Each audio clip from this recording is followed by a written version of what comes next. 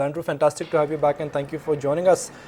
Well, the India story has got challenged. The halo effect around Modi clearly has faded away, and suddenly markets have realized that nothing magical happens in the short term. Correct. I think when after hitting that high in January and a little bit later, all the euphoria is gone, and I suppose it's nothing I want to get too kind of worried about. Because obviously all you're doing is taking expectations back to where they should be. But obviously in the next few months or the next kind of 3 months, you're going to see a lot of volatility because of the things that you mentioned in terms of Greece, US interest rates, our own monsoons, and so on and so forth. Just lend itself to more volatility. And unfortunately, because the RBI governor only came with 25 basis points of rate cut, there's no real catalyst for our markets to move higher at the moment. So if anything, if global markets kind of take any worries from Greece or US interest rates, then that will affect our markets, and so we could see a further shift down. But if notwithstanding that, if it doesn't happen, then I think we're in that kind of trading range of quite a wide trading range of 8,000 to 8,500 on the Nifty. So that tells you the kind of volatility we're going to have over the next 2 to 3 months. Andrew, hi, morning. You've always maintained that it's going to be a volatile ride up until September. What's the sense that you're getting, though? I mean, is there a case that this 8,000 bottom that you're talking about, that too could get challenged? Because time and again we've managed to defend it, but may not be for too long. Yeah, I mean, obviously, if we get scared of what's going to happen in the US, I mean, Greece, now has been deferred till the end of June. They've asked the IMF for to defer the payments till then. So it's just an ongoing saga there. Maybe there's a more crisis on top of the crisis to emerge from what's happening in Europe and particularly Greece. And then of course we've got our own monsoons, and we're all going to have to become weather experts in the next few weeks to see if that plays out. Could we go below 8,000? Yeah, we could do.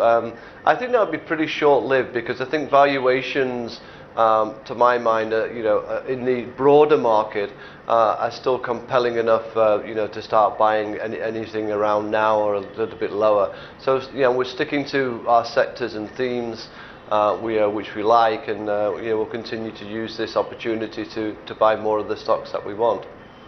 You're not reworking your year-end index targets, though, are you? No, not at all. We've got an index target of for Nifty at 10,000 for the end of this year, and our 2016 target for Nifty is 11,000. So a good 30% increase between now and 18 months on. Andrew, bulls will tell you in Hindi that tere muh mein ghee shakkar, if indeed that turns out to be true.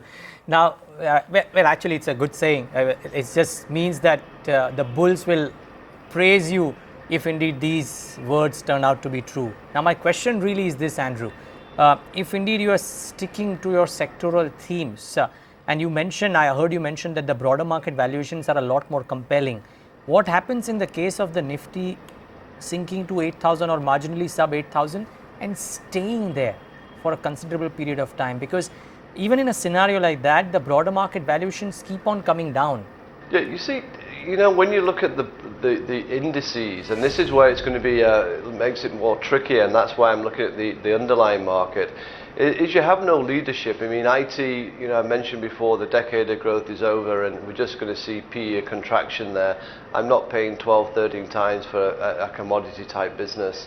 In the consumer stocks, you've got the Nestle's problem there, but again, it's on, the whole sector's on a PE of 30 plus.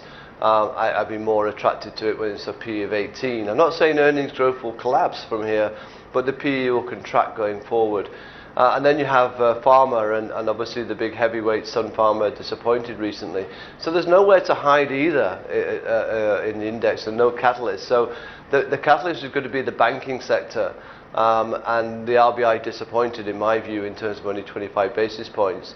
But if you can get the banking sector, index starting to move, and one of our new, heavyweight buys is Reliance, then the combination of these two could obviously kind of get that momentum back to the index. But in the short term, that's what I'm saying. It's going to be very volatile because there's nowhere to hide. And it's going to be very painful in the index stocks, I think, over the next 2 to 3 months. So, but the underlying market, you can find some good value, and that's where we're keeping our kind of thoughts and our kind of investments at the moment. Okay, United Spirits is at 36.14, Bharat Electronics is at 33.51, and then Bajaj Auto also is making a comeback, 22.15 for Bajaj Auto, and Maruti is, because of weakness in yen, Maruti is trading at 37.74.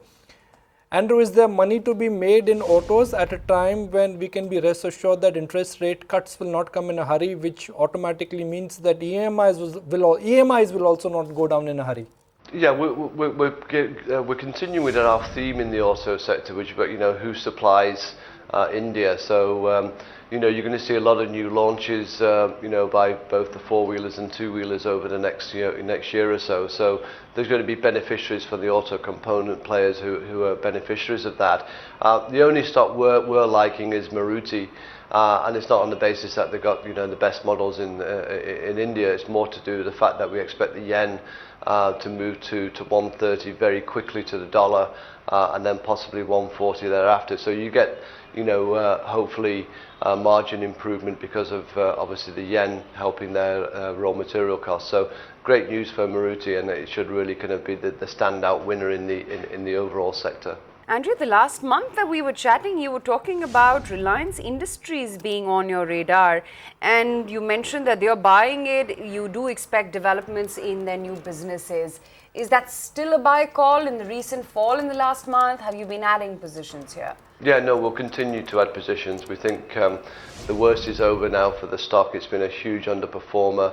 Cash flows are starting to obviously improve as less money is spent on the new businesses, and as I said, I think we're going to see a lot more news flow both on the retail and the telecom side, which I think will be more positive than it's been negative in the past 2 years, and this will help Reliance. And again, they sold some assets in the US, so it's all helping to improve the balance sheet, and the core business is doing very well. So expect a re-rating over the course of the next 6 months. The next 3 months is going to be volatile, as I said, but I think it's going to be, if it's a relative outperformer, it might not be an absolute outperformer, but these are the kind of levels which I want to be buying Reliance and just sticking there for the next 6 to 9 months.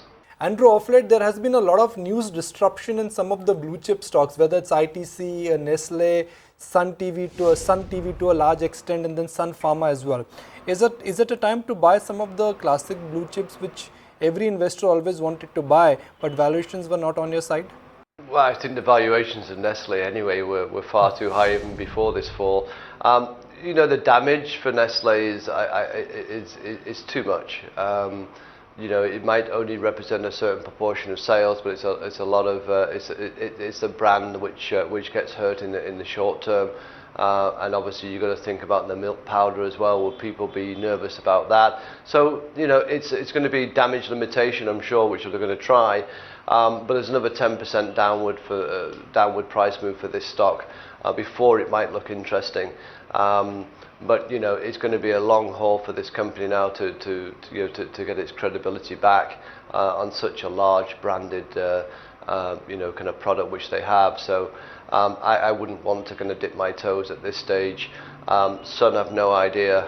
We'll look at some valuations to what the franchise might be worth. Sun Pharma might be the only interesting one to kind of have a look at around these levels.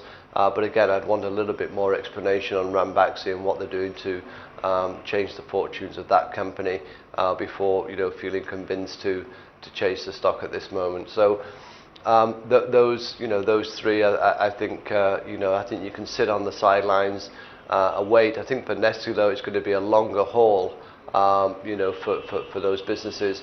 With regards to ITC, obviously the banning of loose cigarettes is again a big negative for them. And if their main business which is a cash flow part of the business, is starting to degrow, which I think it will do now, then the other businesses represent nothing in terms of either revenue or profitability. So either they've got to start using that cash, which they have to make acquisitions and get larger scale, or the PE rating will continue to deteriorate for them over time. Andrew, what about the second tier export theme? And I don't mean IT, I don't mean pharma. I hear a lot of people though speak very positively about textiles, still very positively about auto component story being on, and especially the export oriented ones.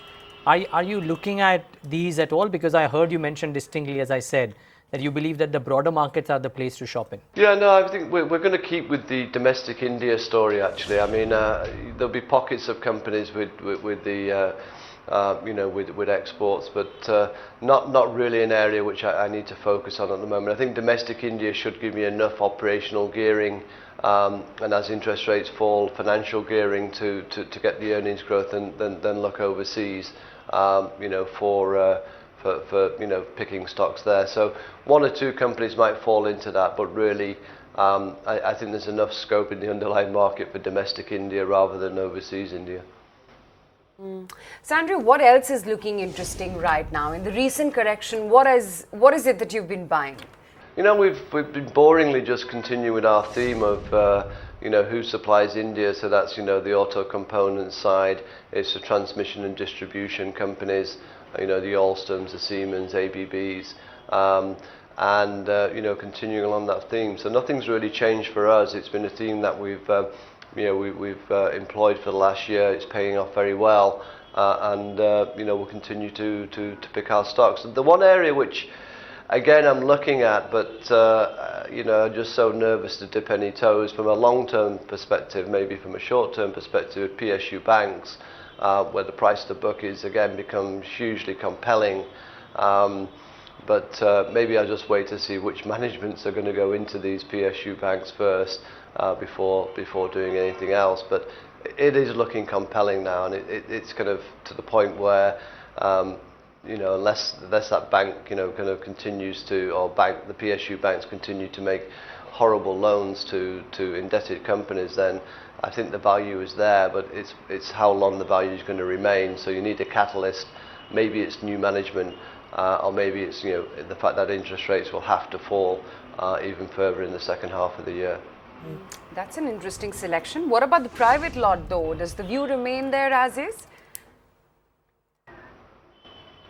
Yeah, I mean, you stick with the private banks for sure, but I say the value of look, some of these PSU banks at 0.3 and 0.4 book value is price to book value is compelling.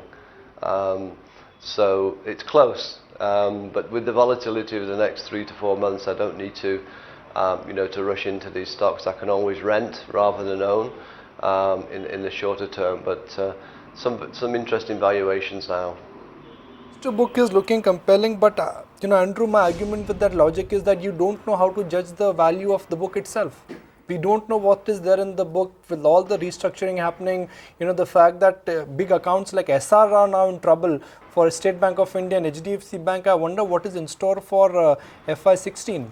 Yeah, I mean, as I said, the value could be there for some time until a lot of these problems go out of the window. But at some point you've got to take a view that the economy is going to recover, and whilst some of these companies might not recover as quickly, there'll be less pressure on the balance sheets. Obviously, as financial gearing comes down, as interest rates fall, we're expecting another 50 basis points before the end of this calendar year, and probably another 50 to 75 in calendar year 16. So there's quite a lot of interest rates fall to happen in India, which I think will support or help some of these indebted companies at least repair the balance sheets going forward. So incrementally you might not get as many problems going forward, but it's a big if, because you have to have the economy starting to pick up, and there's question marks on that at the moment as well.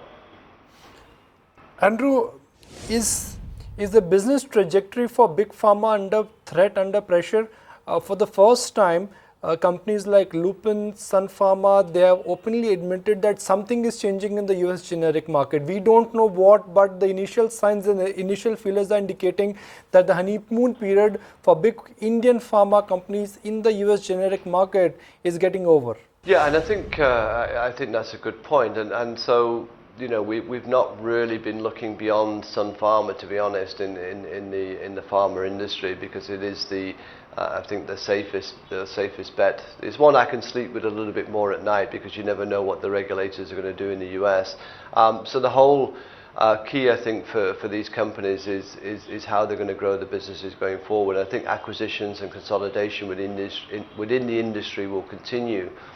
Some farmers taking the lead very quickly, but now it's all about how they restructure Ranbaxy and how they get the real benefits of that acquisition flowing through to the bottom line. So that will take a period of time, but I would have thought by the end of the year we'll start to see some of the benefits of that.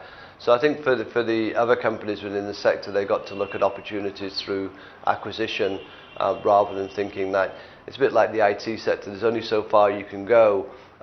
In terms of a structural change in your industry which will benefit you, to then when things start to even out, then you've got to start making acquisitions. And I think Infosys is saying that we need to acquire companies.